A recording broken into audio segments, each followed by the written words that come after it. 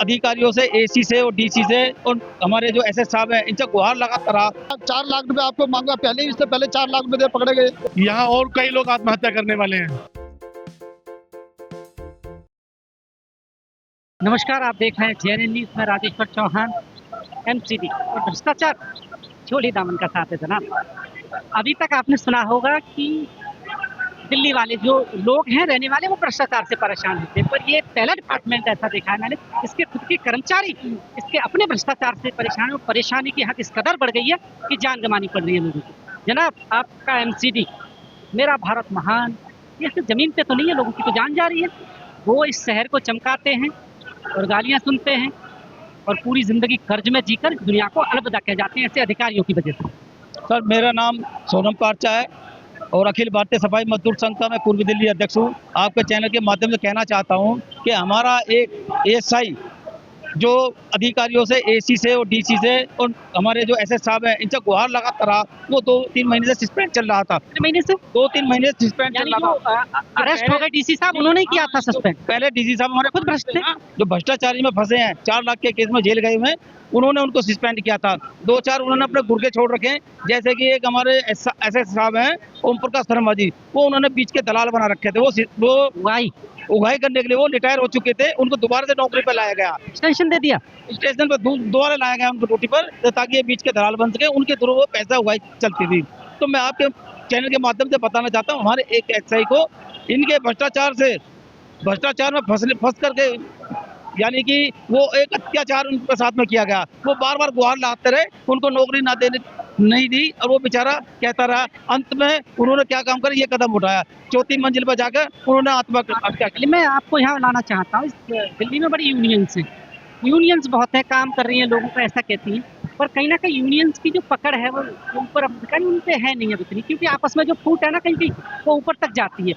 एक कहावत है, मैं कहना नहीं चाहता कि घर का वेदी लंका ढाल, ये शायद उसी का नतीजा है कि जो कर्मचारी है ना उनको इंसाफ नहीं मिल पा रहा। नहीं, ऐसे कुछ नहीं, यूनियन सब एक है, जितने भी हमारे भाई। मैं खबर करता हूँ, इसलिए आप बेशक आपकी ये हो सकता है कि आप ना बोल पाए, पर मुझे सब पता है। इस बार सारे सेक्टर मिलकर लड़ाई लड़ रहे हैं, इस भाई को न्याय देने के लिए हम तत्पर हैं और हमेशा इसके परिवार के साथ में हम खड़े हुए हैं।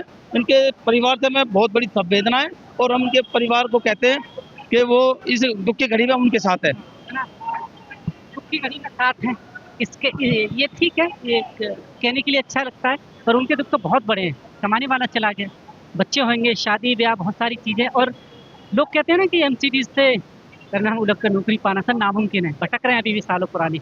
मेरे पास लिस्ट है बड़ी लंबी, कैसे देख रहे हैं, इंसाफ मिल पाएगा भाई साहब को जो चले गए? मैं आपके माध्यम से बोलना चाहता हूँ, मंच के माध्यम से, जो ये घटना हुई है बहुत गलत हुई है, ये होनी नहीं चाहिए थी, क्योंकि ये राजकुमार जी ये पहली बार सस्पेंड नहीं हुए, ये दूसरी बार सस्पेंड हुए। जो पहली बार दूसरी बार हुए जी, सेम कर्मचारी 2 बार सस्पेंड हुआ। क्या एलिगेशंस लगे? यही कि जी साहब जो भी लगा दे कि पानी है भर रहा है, कहीं कर्मचारी काम नहीं कर रहे, कुछ ऐसे माध्यम से करके। एक चीज और आ रही है, डीसी साहब हमेशा इस तरह की हरकत इसलिए करते थे ताकि वो उनसे डिमांड कर सके, उगाई कर सके। यही कारण था कि अगर जैसे अभी कहा जा रहा है, आरोप लग रहे हैं कि उनसे 2 लाख रुपए मांगे गए बहाली के। ये 2-2 लाख रुपए रिश्वत मांगी जा रही है जिसमें, अब ये कहाँ चलाएंगे, अपने बच्चे पालेंगे या 2 लाख रुपए इन्हें रिश्वत देंगे? डीसी साहब की सैलरी सफाई कर्मचारी से भी कम थी क्या? 15-16 हज़ार थी क्या? नहीं लग रहा? बिल्कुल कम बढ़ती हो सकती है, 2-2.5 लाख रुपए तो सैलरी होगी उनकी। बताओ, ज्यादा है। अब ये लगाव हर बारों से ऐसे ये पहले सस्पेंड करते हैं कर्मचारी को, फिर उनसे ये बीच करते हैं बहाली, बीच का टल्ला आगे कोई का वो गंदा बना दिया। 4 लाख रुपए आपको मांगा, पहले ही इससे पहले 4 लाख रुपए पकड़े गए, अब 2 लाख रुपए आप मांग लिए। अब ऐसे इनकी डिमांड बढ़ती जा रही है। कर्मचारी का ये जो नॉर्थ है ना, ये भ्रष्टाचार की जड़ मानता हूँ मैं इस जोन। कागज के फर्रे लेके घूम रहे हैं, वो फर्रे हैं नियुक्ति पत्र के नाम पर, उनको सर पोस्टिंग नहीं मिली तो काय का पक्की नौकरी है। और चलिए ये भी छोड़ दिया, एमसीडी को मैं सबसे ज्यादा भ्रष्ट इसलिए मानता हूँ, यहाँ आप पक्के कर्मचारी हैं या खाक पक्के, आपको अपना रिटायरमेंट का पैसा नहीं मिलता, वो भी किसी को 50% देके नहीं मिलेगा। काय की पक्की नौकरी है, फ्री है। मैं ये समझता हूँ जो हमारे साधन और जोन के जो डीजी साहब थे, जब वही हमारे मुखिया भ्रष्ट है तो हम किससे उम्मीद लगा सकते हैं? अभी 4 लाख के केस में भी वो जेल गए हैं। जब हादसा हुआ, जब मैं यही था, मैं थोड़ी देर पहले आया, मैंने देखा यार कोई कुछ ना कुछ हड़बड़ सी हो रही है, भीड़ सी हो रही है। मैंने आकर देखा तो वो मैंने देखा तो हमारे एसआई है, तो मैं एसी साहब के पास गया, एसी साहब से मैंने बोला सर ऐसा ऐसा हो गया, हमारे एसी साहब छत पे से गिर गए हैं, कूद गए, और वो जो तड़प उस वक्त थे वो तड़प रहे हैं, आपको वहाँ जाना चाहिए, पुलिस को बुलाओ और एम्बुलेंस बुलाए। तो हमारे जो वो एसी साहब हैं, वो मीना साहब, वो सीधे मेरी बात को सुनकर सीधे भाग गए, ऑफिस छोड़ के भाग गए कि कहीं उन पे ना आ जाए, उन्हें ना पकड़ लिया जाए। एसी और डीसी और ऐसा उस समय यहीं पे थे और उस समय भाग गए। ये तो संवेदना होती है कि अगर रोड चलते भी कोई एक्सीडेंट देखे तो आदमी गाड़ी में हॉस्पिटल ले जाता है, वो तो उनके अपना कर्मचारी था। एसी साहब हम तो खुद कह रहे हैं कि अपनी गाड़ी में ले जाओ, हम तो कर्मचारी, हमारे पास गाड़ी कहाँ से है, हमारे पास तो स्कूटी है, स्कूटी पे हम कैसे ले जा सकते थे। तो मैंने उनसे कहा, हाथ जोड़ के कहा मैंने, सर ऐसे ऐसे बात है, तो मर जाएगा बेचारा। तो कहने लगा तो मैं क्या करूं, तो सीधा गाड़ी उठाकर अपने भाग गए। जनाब, एमसीडी के भ्रष्टाचार ने एक और हंसते खेलते परिवार को उजाड़ दिया और कारण वही भ्रष्टाचार।